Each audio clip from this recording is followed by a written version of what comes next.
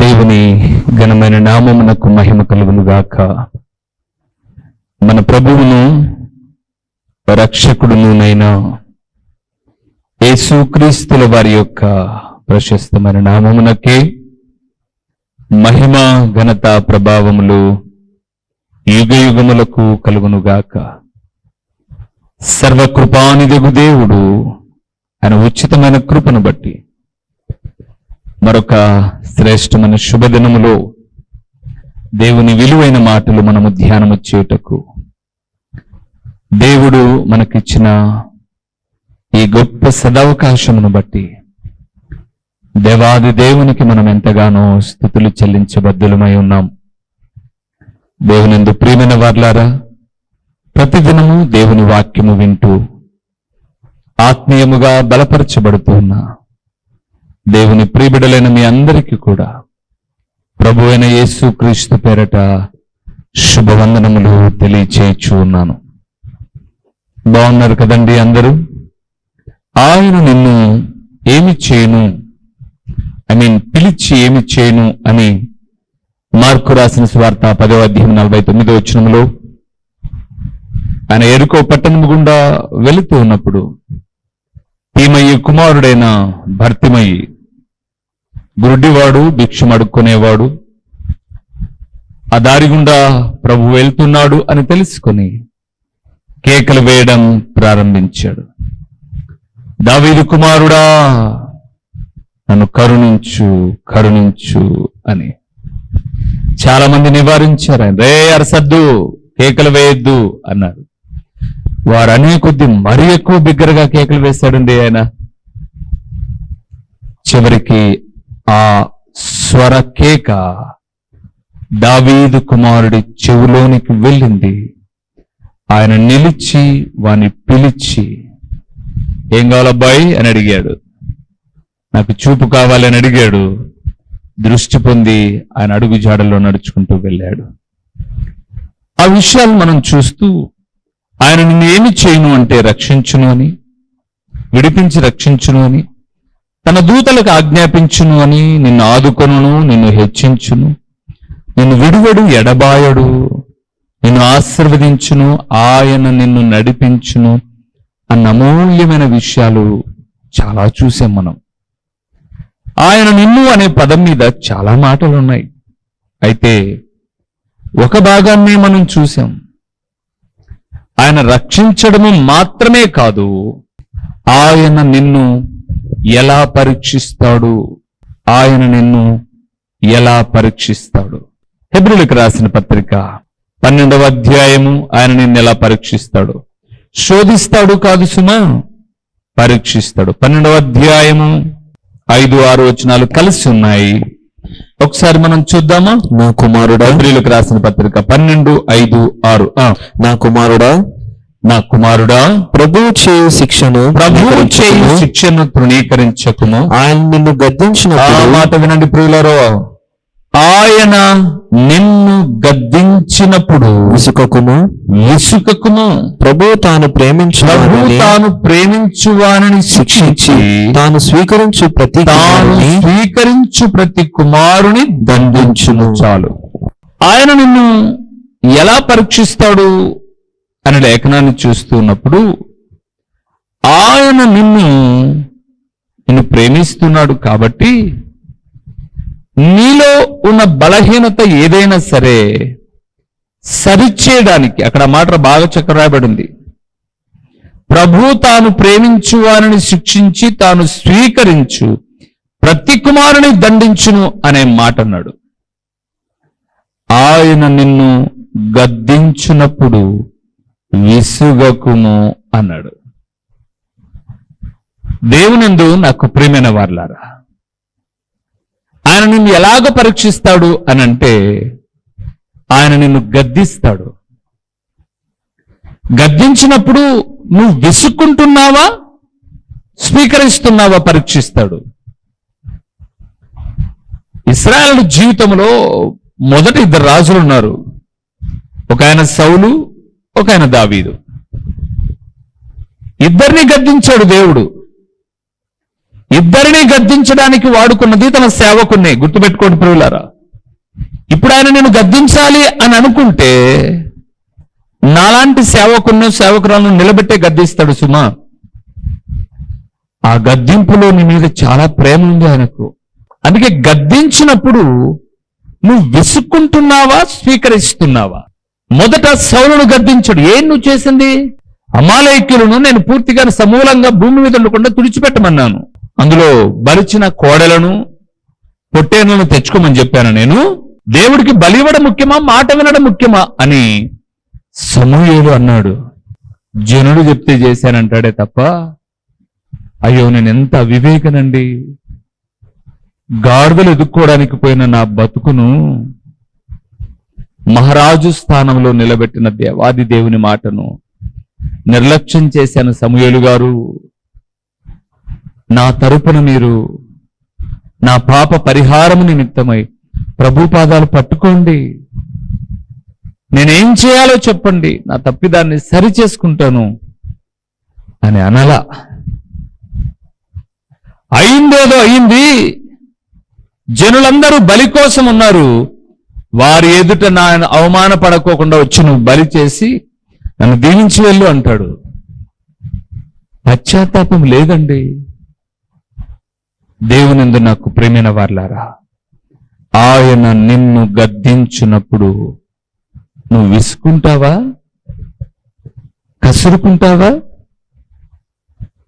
విసుకున్నటువంటి ఇశ్రాయేలీయులు అరణ్యములో పిట్టల మాదిరి రాలిపోయారండి. రెండవ రాజైన దావీదు దగ్గరకు వద్దాం.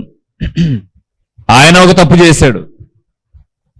దేవుడు అన్నాడు చాలా చక్కగా, నువ్వు అడిగితే వివాహం చేసుకోవడానికి ఈ ఇజ్రాయెల్ దేశంలో ఎంతో మంది ఆడబిడ్డలు ఉన్నారు, స్త్రీలు. కానీ నువ్వేంటి చేసింది? ఒకని భార్యను నీ కౌగిట్లోనికి తెచ్చుకోవడానికి అతన్ని చంపి అంత అవసరమా అని అన్నప్పుడు దావీదు ప్రాధేయపడుతున్నాడండి 51వ కీర్తనలో. దేవా, నీ కృప చొప్పున నన్ను కరుణించు, నీ వాత్సల్య బాహుల్యము చొప్పున నా అతిక్రమమును తుడిచిపెట్టు, కడిగివేయి. నేను పాపములో పుట్టినవాడనయ్యా, పాపములోనే నా తల్లి నన్ను గర్భమున ధరించెను. శుద్ధ హృదయాన్ని కలుగు చేయి, నా అంతరంగములో స్థిరమైన మనస్సు నూతనముగా పుట్టించు. ఇసోపుతో నన్ను కడుగు, హిమము కంటే తెల్లగా ఉండునట్టు నన్ను కడుగయ్యా. ఒకవేళ బలి అర్పిస్తే నా పాపం పోతాదంటే నేను బలిలో అర్పించేవాణ్ణి. విరిగి నలిగిన మనస్సే నీకు ఇష్టమైన బలి. దేవా, విరిగి నలిగిన హృదయాన్ని నీవు అలక్ష్యము చేయవు. అక్కడ సమూయేలు గద్దించాడు సౌలును, ఇక్కడ నాతాను గద్దించాడు దావీదును. ఈరోజు నీతో మాట్లాడుతున్నప్పుడు నీ తప్పు ఏదైనా నాలాంటి సేవకుడు గద్దిస్తుంటే విసుకుంటున్నావు కదూ. మా దగ్గర చాలా విసుగండి, నేను చూస్తున్నాను. ఇది తప్పు కదా అని అంటే అవును, ఇంకా చేయనట్లా సమర్థించుకొని మార్పు చెందండి అంటే సంఘాలు మారుతున్నారు. మనసు మార్చుకోండిరా బాబు, బ్రతుకు బాగుపడుతుంది అని అంటే సంఘాలు మారుతున్నారు. ఇక్కడ గద్దించానని ఇంకో చోటుకి వెళ్ళారు, అక్కడ గద్దిస్తే ఇంకో చోటుకి వెళ్తారు. నీ జీవిత కాలం అంతా స్థిరత్వంలా. ఇంకా అంటే నీ పాపాన్ని ప్రోత్సహించాలి, నిన్ను గద్దించకూడదు కదూ. కానీ దేవుడు అన్నాడు, ఆయన ఎవరినైనా ప్రేమిస్తే ఖచ్చితంగా గద్దిస్తాడు. ఒకసారి సామెతల గ్రంథానికి రండి. 30వ అధ్యాయంలో 6వ వచనంలో ఈ అద్భుతకరమైన మాట రాయబడింది చూడండి. సామెతల గ్రంథము 30వ అధ్యాయము 6వ వచనాన్ని చౌదమ్మ ప్రియులారా, ఆయన మాటలతో ఏమీ చేర్చకము. ఆయన నిన్ను గద్దించునేమో, అప్పుడు నీవు అబద్ధికుడవగుదువు. చాలు. దేవునందు ప్రియులారా, నాలాంటి సేవకుడితో కూడా మాట్లాడుతున్నాడు. రుచి కలగడానికి ఈ మధ్య నేను ఒక విషయాన్ని విన్నాను. వంట చేసేటప్పుడు ఒక చిన్న కార్యక్రమంలో, చర్చి ఫంక్షన్లో ఫస్ట్ ఒక వంట మాస్టర్ వచ్చేవారు మా దగ్గరికి. బిర్యానీ బాగా టేస్ట్ ఉండాలని టేస్టింగ్ సాల్ట్ కలుపుదాం, టేస్టింగ్ సాల్ట్ తెల్లగా బియ్యపు గింజల మాదిరి ఉంది, అది కలుపుదామన్నాడు. తెచ్చిచ్చాం, కలిపాడు. కొద్ది రోజుల తర్వాత అతను బిజీగా ఉంటే ఇంకో ఫంక్షన్కి ఇంకో వంట మాస్టర్ వచ్చాడు. సరుకులు పట్టి రాశాడు. బాగా వినండి. అన్ని రాసిన తర్వాత ఆ రోజు కూడా బిర్యానీ, చికెన్ బిర్యానీ ఏదో చేస్తున్నారు సంఘ బిడ్డలే. నేను అడిగాను, టేస్టింగ్ సాల్ట్ రాయలేదేంటి అని అడిగాను. ఎందుకు? అంతకుముందు వచ్చేవాడు వేసాడు కాబట్టి. ఆయన అన్నాడు, సార్ టేస్టింగ్ సాల్ట్ వాడకూడదు అన్నాడు. ఎందుకు మీకు తెలీదా? ప్రపంచ ప్రఖ్యాతిగాంచిన దేశాల్లో దాన్ని బ్యాన్ చేశారు. దానివల్ల ఆ టేస్ట్ అయితే వస్తుంది, కానీ చాలా ఆరోగ్య సమస్యలు. నేను వేయను సార్, కానీ టేస్ట్గా ఉండేటట్టుగా చేస్తా అన్నాడు. ఈరోజు ప్రసంగాలు రుచిగా ఉండడానికి ఉన్నవి లేనట్టు, లేనివి ఉన్నట్టు కలుపుతూ ఉంటే ఆయన గద్దిస్తాడు. జాగ్రత్త. కొంతమంది ఒక వాక్యాన్ని తీసుకుంటారు, ఇక మొత్తం పేపర్ న్యూసే ఉంటాయి అందులో. అత్త కోడళ్ళు, కథల పుస్తకాలు, వాళ్ళకేమో మళ్ళా పెద్ద సంఘం, వేల మంది వస్తారు, ఎన్నో ఆరాధనలను చెప్పుకుంటుంటే వాక్య వివరణ ఉండట్లా.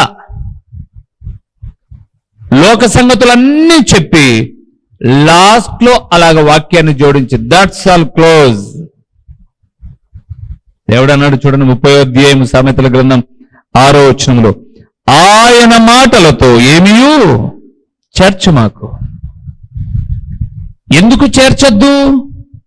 ఆయన నిన్ను గద్దిస్తాడు. ఆయన నిన్ను ఏర్పరచుకున్నాడు. అందుకే ప్రియులారా, యాకోబు అనే భక్తుడు 3వ అధ్యాయంలో అంటున్నాడు చాలా అద్భుతకరమైన మాట. యాకోబు రాసిన పత్రిక 3వ అధ్యాయం 1వ వచనంలో, బోధకులమైన మనము మరీ కఠినమైన తీర్పు పొందుదమని తెలుసుకుని మీలో అనేకులు బోధకులు కామాకండి. మైక్ ఇస్తే అందరూ దంచుతారు కదండి. మైక్ ఇస్తేనా మేము ప్రసంగాన్ని దంచుతామంటారు. అందుకే ఇక్కడ చిందినాలో ఒక మాట చెప్పాను. మేము ఎప్పుడో దేవుని సేవలో పల్లెలకు వెళ్తున్నప్పుడు ఆ ఊర్లో కుర్రోడు అంటుండే, ఎప్పుడు మాతో పాటు దేవుని వాక్యం నేర్చుకునేవాడు. ఏన్నా అన్న చెప్పేది, ఏన్నా తమ్ముడు చెప్పేది, ఏన్నా సార్ చెప్పేది, నాకు మైక్ ఇస్తే దంచుతా దంచుతా దంచుతా అంటా ఉండే. ఒకరోజు ఆ పిల్లోడు ఆ సహోదరుడు వాళ్ళ ఊరికే వెళ్ళాం.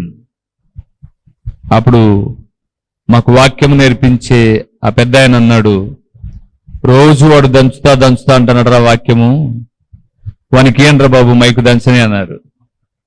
మేమన్నాం, అన్నా ఛాన్స్ కొట్టేవన్నా, నువ్వు సూపర్, మీ ఊర్లో ఈరోజు నువ్వు సువార్త ప్రకటించే వాక్యం వచ్చింది, దంచన్నా అన్నాం. వాడు అంటాడు, ఈ ఊర్లో వాక్యం చెప్తే నన్ను దంచుతారు అన్నాడు. ఈ ఊర్లో వాక్యం, మా ఊర్లో వాక్యం చెప్తే నన్ను దంచుతారన్నాడు. అదేంటి? మా ఊర్లో నాకు సాక్ష్యం మంచిగా లేదు, నా మాటలు తెలుసు, నా క్రియలు తెలుసు, నా నడవడిక ఈ ఊరోళ్ళకు తెలుసు, కాబట్టి నేను మాట్లాడేదేదో వాళ్ళకు తెలుసు, నన్ను దంచుతారు, నన్ను ఇబ్బంది పెట్టుకోకుండా ఈరోజు మీరే చెప్పండి కానివ్వండి అన్నాడు. దేవునిందు ప్రియులారా, దేవుని వాక్యం సెలవిస్తుంది, ఆయన నిన్ను గద్దించినప్పుడు నువ్వు విసిగిపోతావా, దేవుని వాక్యములో బలముగా స్థిరముగా ఉంటావా అని ఆయన పరీక్షిస్తాడు. ఆయన నిన్ను ఎందుకు గద్దిస్తున్నాడో చాలా తేటతెల్లంగా మాట్లాడాడు. హెబ్రీయులకు రాసిన పత్రిక 12:5-6లో ఆయన నిన్ను ప్రేమిస్తున్నాడు కాబట్టి, ఆయన కుమారుడుగా కుమార్తెవుగా నువ్వు చక్కని త్రోవలో నడవాలి కాబట్టే నిన్ను గద్దించడం. మన పిల్లలు మనం గద్దిస్తాం. వై? ఎందుకు?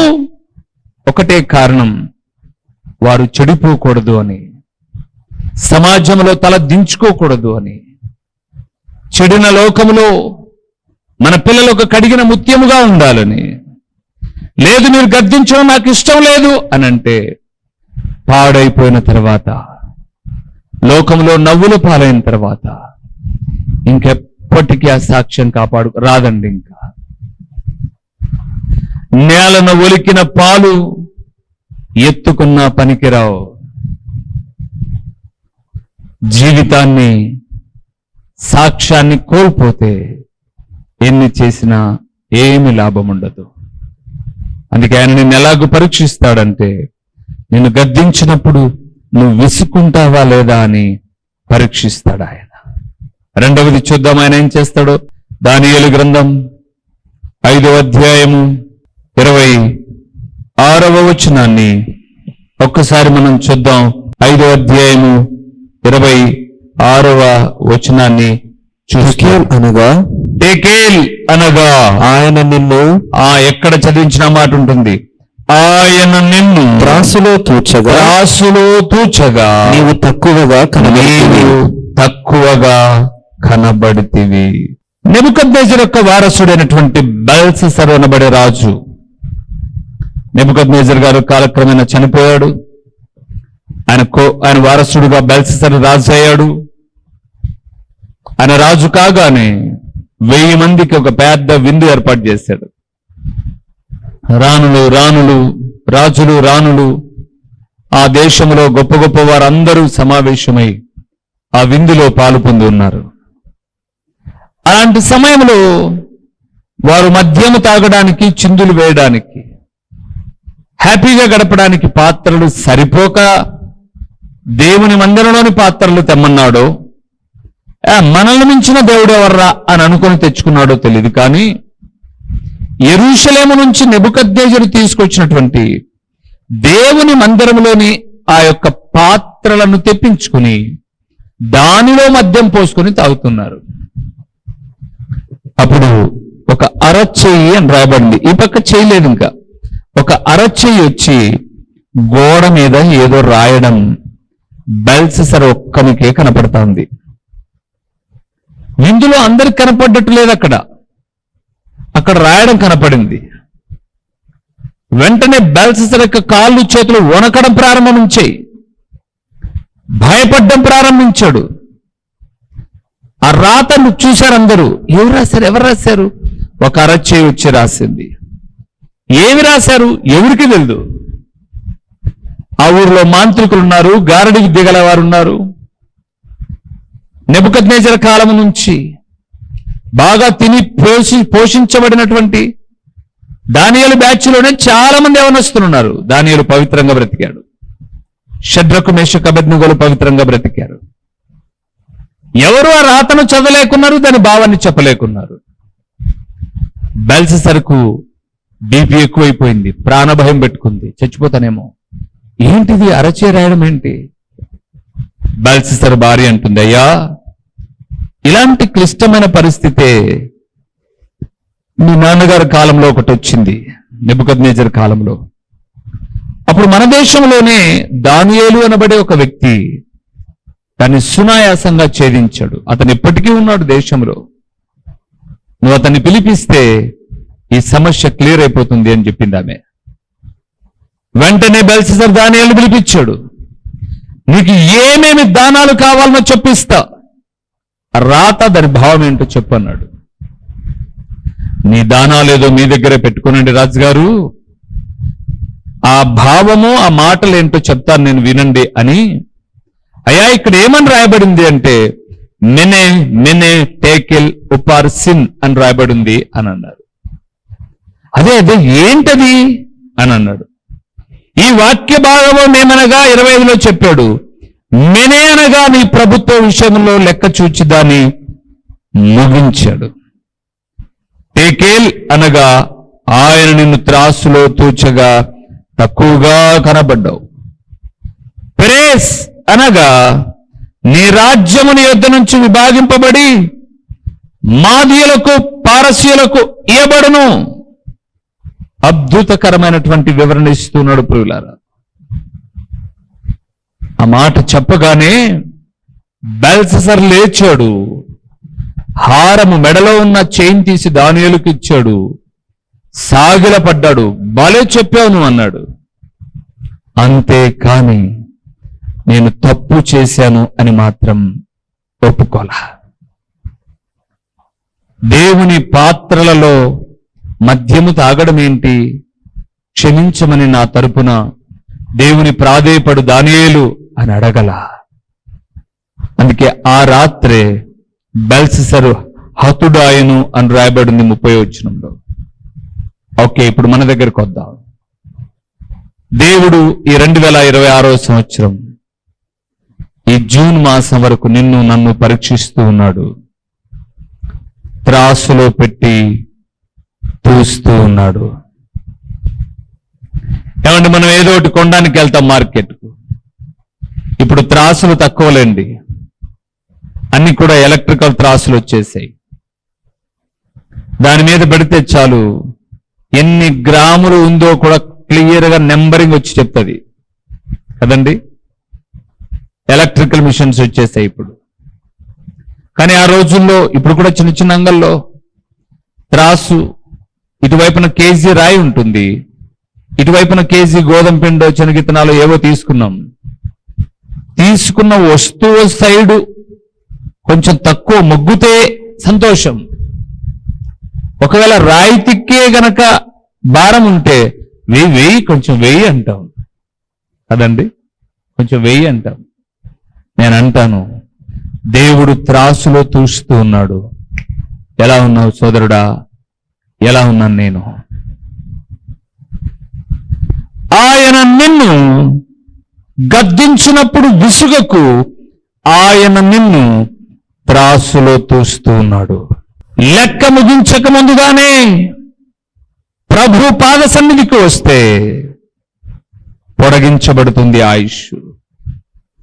లూకా సువార్త 13వ అధ్యాయం 3 నుంచి 6 వచనాలు చూస్తున్నప్పుడు ఒక ద్రాక్ష తోటలో అంజూరపు చెట్టు ఒకటి ఉంది. 3 ఏళ్ల నుంచి ఫలాలు వెదకనికి వస్తున్నాడు యజమానుడు. బాగా ఆకులు కనపడుతున్నాయి కానీ ఫలాలు లేవు. అరే, ఎందుకు ఈ చెట్టు వల్ల ఈ స్థలం వేస్ట్ కావడం? ఇంకొకటి ప్రత్యామ్నాయంగా ఇక్కడ ఏదైనా వేద్దాం, ఈ చెట్టును నరికి వేయి అన్నాడు తోటమాలితో యజమానుడు. తోటమాలి అంటాడు, అయ్యా ఈ సంవత్సరం ఉండనివ్వండి. 3 ఏళ్లు వెతికారు, ఈ సంవత్సరం మరికొంచెం శ్రద్ధ తీసుకుంటాను, ఎరువు వేస్తాను, పాది మరికొంచెం విస్తారం చేస్తాను, కలుపు మొక్కలు ఏరేస్తాను, నీరు సమృద్ధిగా పెడతాను, ఫలించడానికి నా వంతు ప్రయత్నాలన్నీ చేస్తాను. ఒకవేళ ఈ సంవత్సరం కూడా ఫలించకపోతే నరికేద్దువులే యజమానుడా అన్నాడు. పరమ తండ్రి అయిన దేవుడు 2020 కరోనాలో తీసేయాల్సింది మనల్ని నిలవబెట్టాడు. 2021 సెకండ్ వేలో తీయాల్సింది నిలవబెట్టాడు. 2022 వ్యాధులు 23, 24, 25, 26, 6వ నెల వరకు వచ్చాం. దేవుడు త్రాసులో తూస్తూ ఉన్నాడు. ఆయనకు తెలుసు మనం ఎలాగున్నాము. మన వీపు మనకు కనిపించదు అన్నట్లుగా మనమందరం పర్ఫెక్టే అనుకుంటాం. దేవుని యొక్క మందిరములోని పాత్రలలో మద్యమేసుకున్నట్టుగా దేవుని మందిరమైన ఈ హృదయాన్ని ఏం చేస్తున్నాం? కొరింథీయులకు రాసిన మొదటి పత్రిక 3:16లో మీరు దేవుని ఆలయమై ఉన్నారని, దేవుని ఆత్మ మీలో నివసించుచున్నాడని మీకు తెలియదా? ఎవడైనను దేవుని ఆలయమైన ఈ హృదయాన్ని పాడు చేస్తే దేవుడు వానిని పాడు చేస్తాడు. అవును ప్రియులారా, బెల్షస్సరు తాగినది వెండి బంగారు పాత్రలు. ఈరోజు మనం ప్రతిదినం ఈ హృదయం అనే పాత్రలో దేవుని వాక్యము చేత నింపుకొనపోకుండా చూడకూడని వాటిని చూస్తూ, వినకూడని వాటిని వింటూ, కానకూడని వాటిని కానుతూ దేవుడు తూచుతూ ఉన్నప్పుడు తక్కువగా కనపడుతున్నామా? బీ కేర్ఫుల్, జాగ్రత్త పరచబడదాం. బహుశా దేవుడు మనకిచ్చిన ఈ ఆయుష్ ఆరోగ్యం ఆయన స్వారూప్యంలో మనం మార్చబడట కొరకే. ఆయన మనల్ని తూచుతూ ఉన్నాడు త్రాసులో. తక్కువగా కనబడద్దు, మనం గొప్పగా కనబడదాం. లెక్క ముగించక ముందుగానే ఆయన కోరిన జీవితాన్ని జీవిద్దామండి. ఎంతకాలం ఈ లోకంలో జీవిస్తామో గ్యారంటీ లేని రోజులు. మన పూర్వీకులకు చక్కగా గ్యారంటీ ఉన్నింది. మోషే భక్తుడు చెప్పినట్టుగా మానవుని ఆయుష్ 70 సంవత్సరాలు, అధిక బలమున్న ఎడల 80 సంవత్సరాలు. ఆయనను ఆయాసము దాని వైభవం అంతా ఆయాసము ప్రయాసమే అన్నాడు. ప్రస్తుత దినాల్లో పసిబిడ్డలు మొదలుకొని పండు వృద్ధుల వరకు బాగా కనిపించిన వ్యక్తి ఎప్పుడు రాలిపోతారో తెలియని రోజులలో మనముంటూ ఉన్నాం. మన లెక్క ముగించక ముందుగా ఆయన త్రాసులో చూస్తూ ఉండగా తక్కువ కనపడద్దు ప్రియులారా, తక్కువ కనపడద్దు. ఈ హృదయంలో ఉన్న చెడును బయట పారవేద్దాం. మార్కు సువార్త 7వ అధ్యాయం 20-21 వచనంలో హృదయంలో నుంచి బయలు వెళ్ళినవి 13 ఉన్నాయి. 13 ఉన్నాయి. దురాలోచనలు, దొంగతనములు, వ్యభిచారములు, జారత్వము, అసూయ, మత్తతులు, అల్లరితో కూడిన ఎన్నో 13 ఘోరమైన వ్యాధులున్నాయి హృదయంలో. తీసివేసుకుందాం ఈ సమయంలో. దేవా, నువ్వు త్రాసులో తూయగా నేను తక్కువగా కాదు, నువ్వు కోరుకున్న రీతిగా కనపడడానికి నన్ను నీ స్వారూప్యంలోనికి మార్చు. అవునండి, ప్రతిదినం మాటల్లో, చూపుల్లో, క్రియల్లో, తలంపుల్లో, నడకలో, పడకలో ఎక్కడో ఒక చోట పడిపోతున్న మనం సరిచేయబడి ప్రభు పాదాల దగ్గరికి తలను ఉంచుదామా, కళ్ళు మొద్దామా. ప్రభువా, నువ్వు కూర్చున్నప్పుడు త్రాసులో బల్ససరు తక్కువగా కనపడ్డాడు. ఆ రాత్రే హతుడయ్యాడు మార్పు చెందక. నేను మార్పు చెందుతాను. నేను ఇచ్చిన ఆయుష్ ఆరోగ్యము నీ సేవ కొరకు ఉపయోగిస్తాను. నా వంతుగా ప్రయాసపడతానని ప్రభు ఎదుట ఒప్పుకుందాం. ఒప్పుకోలకు తగిన జీవితాన్ని జీవితం ప్రార్థన చేద్దాం. మహాపరిశుద్ధుడైన మా ప్రేమైన పరలోకపు తండ్రి, మహోన్నతుడైన దేవా, నీ గణనామమునకు స్తోత్రములు నాయనా, స్తోత్రములు చెల్లిస్తూ ఉన్నాం. ఆయన నిన్ను ఎలాగ పరీక్షిస్తాడు అని చూస్తున్నప్పుడు గద్దిస్తారు. అప్పుడు మేము విసుక్కుంటామా, సరిచేసుకుంటామా అని పరీక్షిస్తారు. త్రాసులో తూస్తారు. తక్కువగా ఉన్నామా, సరిపోయే రీతిగా ఉన్నామా అని పరీక్షిస్తారు. ఇలాగ పరీక్షించినప్పుడు మేము సరైన వ్యక్తులుగా, సరి అయినటువంటి పద్ధతిలో కనపడడానికి సహాయం చేయండి నాయనా. అంతరంగంలో ఉన్న చెడును తీసివేసుకోవడానికి సహాయం చేయండి. పరిశుద్ధాత్ముడా, మమ్మల్ని పరిశుద్ధపరచండి, పవిత్రపరచండి. బ్రతికే కాలం అంతా మీ సేవ చేయడానికి, మీ సేవ చేయవారికి సహకరించడానికి మా అమ్మలను, మా కుటుంబములను మీరు వాడుకోనండి. ప్రకటించిన పరలోకపు సంగతులు వ్యర్థముగా పోకుండా సారవంతమైన నేలను పడిన విత్తనములే 30దంతలుగా, 60దంతలుగా, 100దంతలుగా ఫలింపచేసి నీ గుణనామానికి మహిమను మీరు కలుగు చేసుకున్నామని యేసు నామములో అడిగి పొంది ఉన్నాము తండ్రి. ఆమేన్. మా చిరునామా దైవజనుడు బ్రదర్ ఓ రూబేన్ గారు, క్రీస్తు ప్రార్థనా మందిరం, డోర్ నెంబర్ 1-10-386, నగరిగుట్ట, పులివెందుల, కడప జిల్లా. మీ ప్రార్థనా అవసరాల కొరకై సెల్ నంబర్ 9989067409.